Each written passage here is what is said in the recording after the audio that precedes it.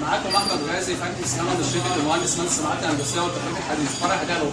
دلوقتي احنا معانا مكنه لحام سير مستمر، عايزين نعرف هتشتغل ازاي وبتستخدم في ايه. اول حاجه هنا انا عندي الزرار ده بتاع المروحه اللي هي بتاعت السخانات، انا قفلت كده المروحه قفلت اللي بتبرد على السخانات. انا عندي هنا ده الزرار ده بتاع الباور كهرباء، الوقطه ايه كده واقف الكهرباء خالص على المكنه، شغلت كده وصل لها الكهرباء. انا عندي الزرار ده برده ده بتاع السخانات، اهي السخانات ديت بدي عمر انها تسخن السخانات ديت تمام. انا عندي التايمر ده بظبط ده عندي كده من صفر ل 300 اهو، بظبط درجه الحراره هنا حسب الخامه اللي انا بلحم فيها. يعني مثلا في خامه تستحمل مثلا 100، في خامه تستحمل 150، في خامه تستحمل ايه 200، ولكن احنا نظبطها مثلا هنا عند 200 تمام. عندي هنا البقره دي اللي بتزود وبتقلل سرعه السير. دلوقتي كده انا بقلل سرعه السير اهو، كده انا بقلل سرعه السير، كده انا بزود سرعه ايه السير.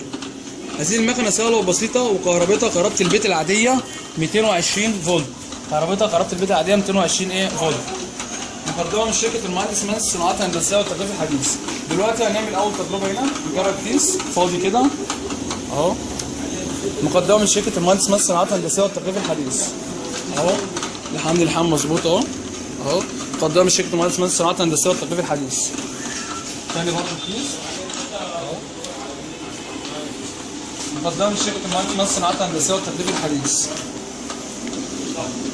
مقدمه من شركه المهندس صناعات الهندسيه والتكليف الحديث. هنيجي هنا وليكن هنجرب كيس مليان اهو، هنعديه وليكن سكر اهو،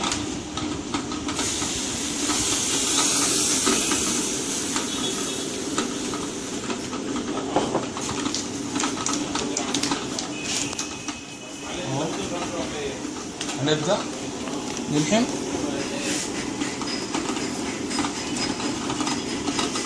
كده. انا عندي لسه ما لحمش كويس، فهفضل هعديله الحراره من هنا اهو كده عليه وليكن على 200 مثلا اهي شرطتين مثلا.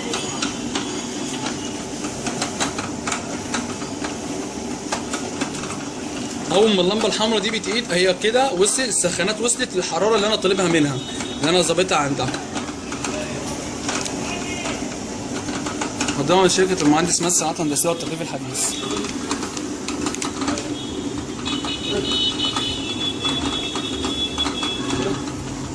دلوقتي اهي وصلت اهي، اللمبه نورت، هنبدا بقى نلحم.